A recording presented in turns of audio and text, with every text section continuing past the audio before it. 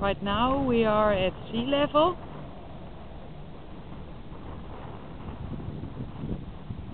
Elevation is switching very rapidly.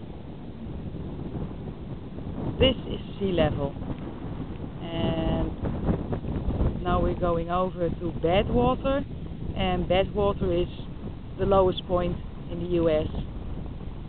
Let's see how that looks like.